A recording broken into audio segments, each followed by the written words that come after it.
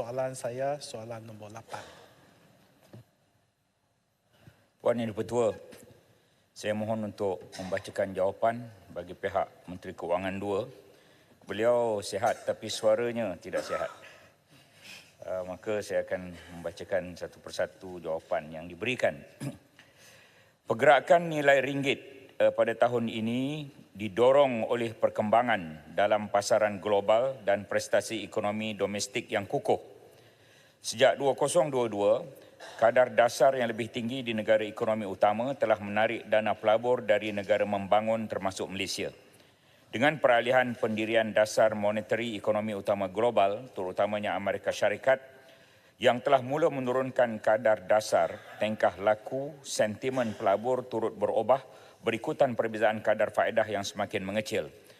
Perkembangan ini telah menyebabkan kesanggupan mengambil risiko, risk appetite, pelabur terhadap mata wang pasaran yang pesat membangun dengan izin emerging market currencies termasuk ringgit untuk meningkat.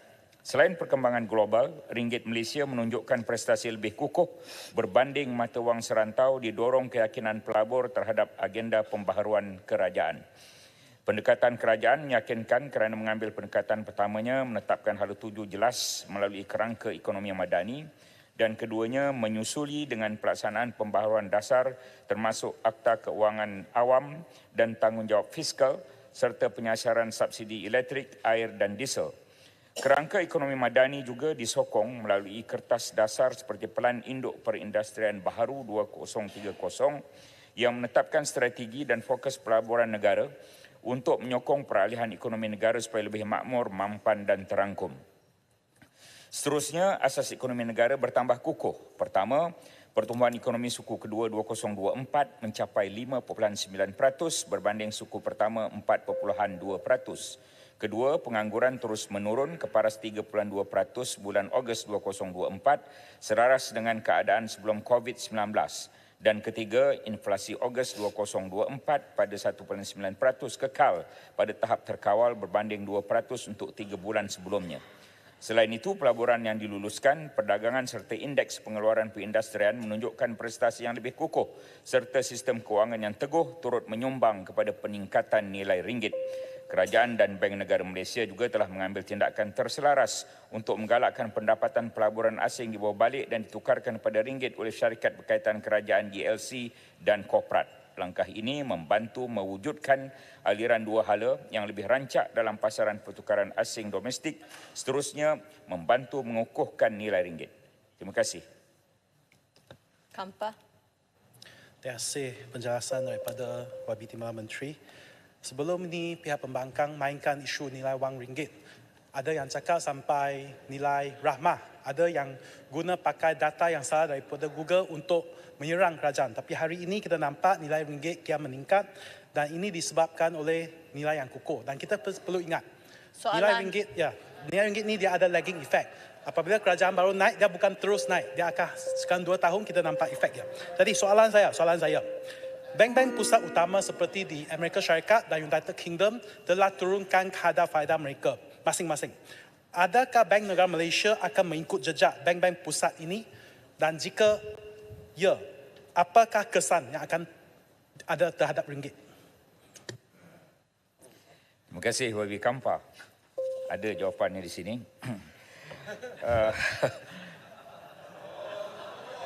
Soalan bocor. Saya mengakui bagi pihak Kementerian Keuangan soalan bocor. Kalau tidak, saya tak boleh menjawab walaupun saya tahu jawapan. Walaupun boleh menjawab, tapi tidaklah boleh memandai-mandai dah di kementerian lain ni. Jawapannya begini. Keputusan OPR oleh Bank Negara Malaysia akan terus didorong oleh perkembangan domestik Malaysia yang mempengaruhi prospek pertumbuhan dan inflasi. Misalnya, ketika Bank Pusat Amerika Syarikat meningkatkan kadar dasarnya secara mendadak, Bank Negara Malaysia tidak ikut bersama dengan menaikkan OPR kita ke lingkungan 5%. Sebaliknya, OPR kekal di paras yang sama 3%. Prinsipnya tetap sama untuk situasi sekarang. Pertimbangan Bank Negara Malaysia berbeza daripada bank pusat lain dan lebih bergantung kepada keadaan yang kita sendiri hadapi. Ekonomi Malaysia pada masa ini berada pada tahap yang menggalakkan dan tekanan harga masih terkawal.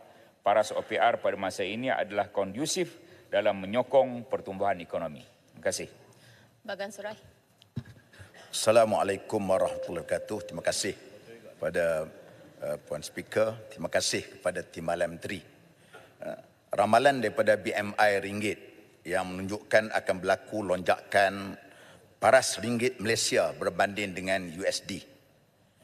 Justru itu sudah tentulah ia akan membawa satu risiko, antaranya ialah spekulatif di dalam pasaran keuangan yang sentiasa berubah-ubah. Justru itu sejauh manakah pihak kementerian bersedia dan mengambil tindakan yang proaktif dalam memastikan kesan negatif akibat spekulatif ini supaya tidak membahaya ekonomi dan juga keuangan negara. Terima kasih, Puan Speaker.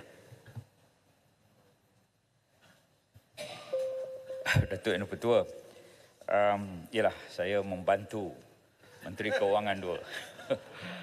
Saya tidak Boleh lagi bagi di jawapan Kementerian bertulis. Kewangan, oleh itu saya akan minta Kementerian Kewangan menjawab secara bertulis. Boleh. Baik. Tuan